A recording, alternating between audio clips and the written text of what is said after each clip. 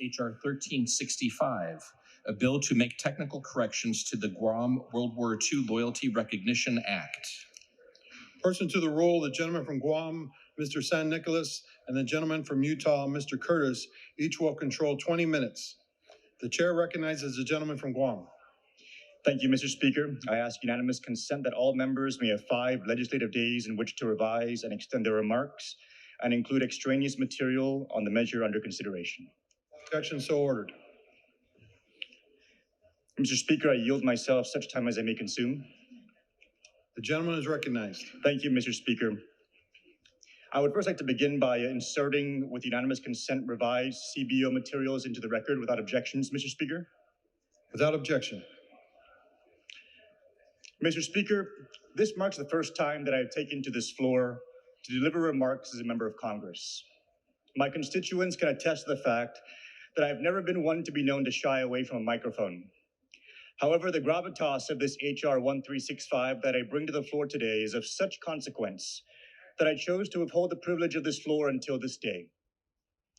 While H.R. 1365 is a bipartisan bill that would simply make technical corrections to the current Guam World War II Loyalty Recognition Act, it is the final component of a 75-year saga rooted in loyalty, faith, hope, and love in the midst of unimaginable suffering.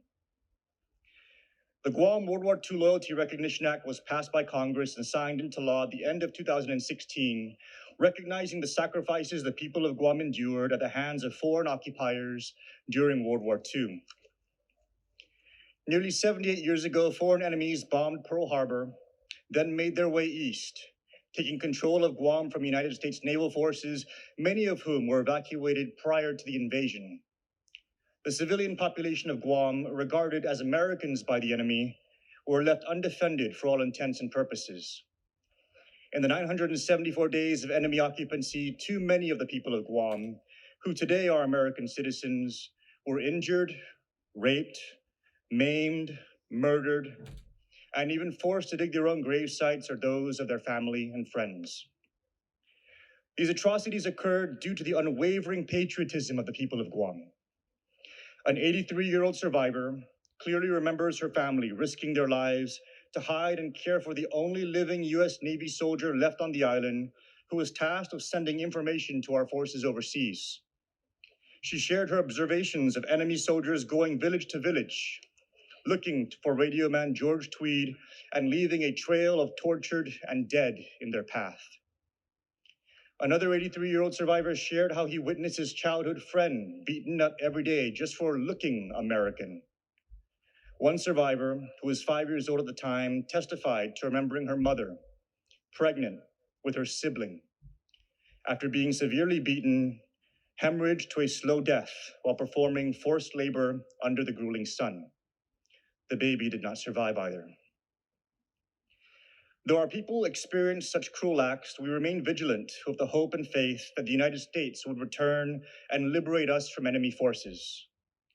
75 years ago, this past Sunday, true to their word, our servicemen took to the shores of Guam, many of whom gave their lives to reclaim the island and rescued those left who survived the brutality. These stories are the memories of our survivors who continue to carry the heavy burdens of war post-liberation. These survivors, steadfast in their devotion to this country, the United States of America, were left out when America forgave its vanquished enemies from any form of redress to those who suffered under their occupation. Almost 3 years ago, Congress voted to pass the Guam World War II Loyalty Recognition Act, providing those remaining survivors with a federal claims process to seek adjudicated compensation for wartime suffering, a federal process that today, 75 years later, has one final hurdle to clear with H.R. 1365 to make those who qualified whole.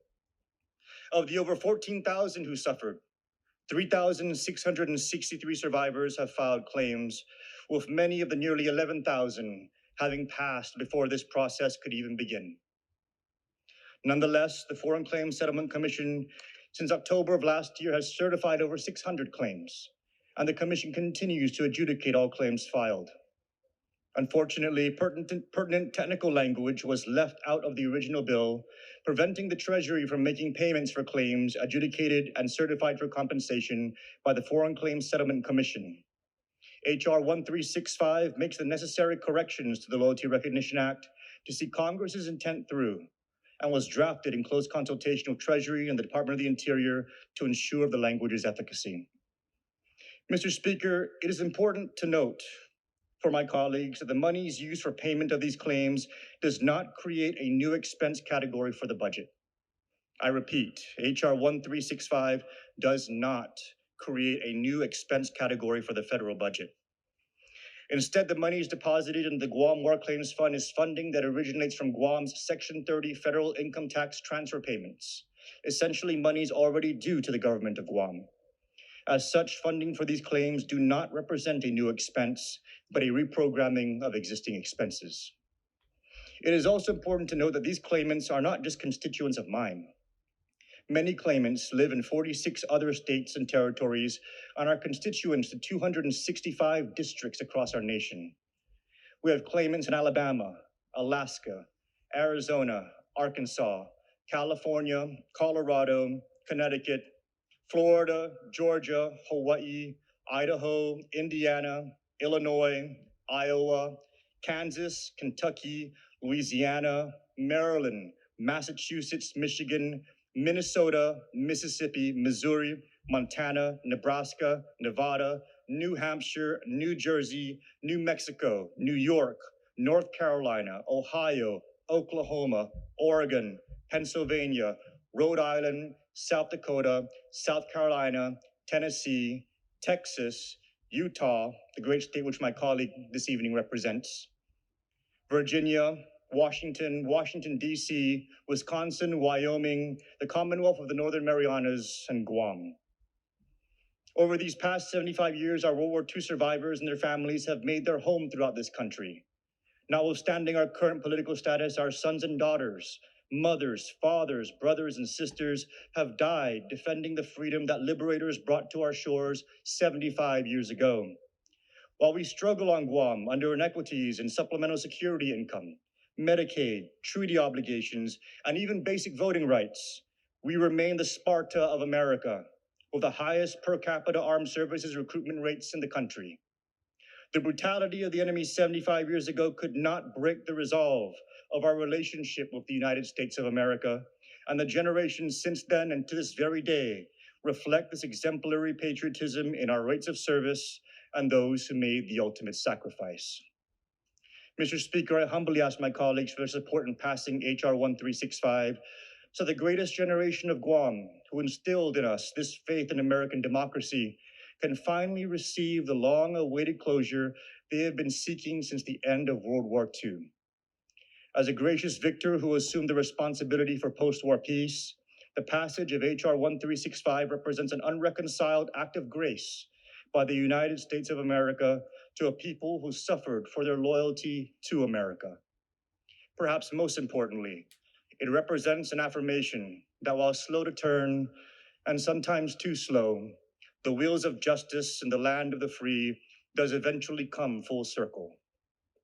A loyal people await the ultimate passage of H.R. 1365, and I am humbled to not only represent them in this body, but to extend my thanks on their behalf to the Speaker, Majority Leader, Majority Whip, Committee Chairs of Jurisdiction, my Minority Leader and Ranking Committee members who have made this moment possible, and to my colleagues on both sides of the aisle who today do us the tremendous honor of seeing this measure through this House. Thank you, Mr. Speaker, and I reserve the balance of my time. The gentleman from Guam reserves. The gentleman from Utah is recognized. Thank you, Mr. Speaker. I yield myself such time as I may consume. The gentleman is recognized.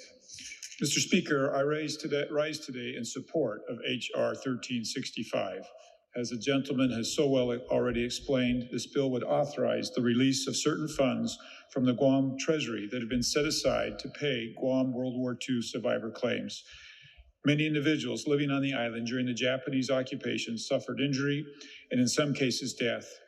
In 2016, Congress enacted the Guam World War II Loyalty Recognition Act to provide for the adjudication of claims and for the payment of compensation as recommended by the Guam War Claims Review Commission, their 2004 report. However, legislation language in the Act unintentionally prevented funds from being provided to World War II survivors and their heirs. This bill fixes the original Act's language to ensure survivors can receive these claims. I urge adoption of this measure. Mr. Speaker, we have no more speakers on our end. I yield the balance of my time. The gentleman reserves. Yields his time back. The gentleman from Guam is recognized. Thank you, Mr. Speaker.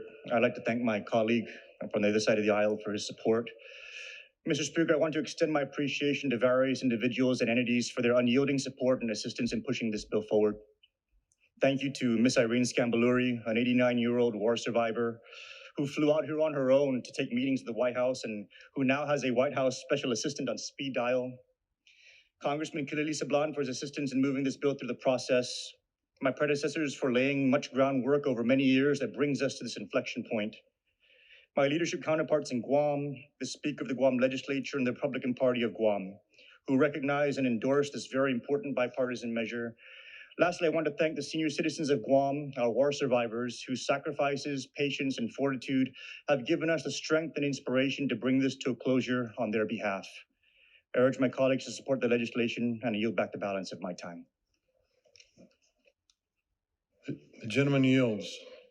The question is, will the House suspend the rules and pass the bill H.R. 1365 as amended? Those in favor say aye. Aye.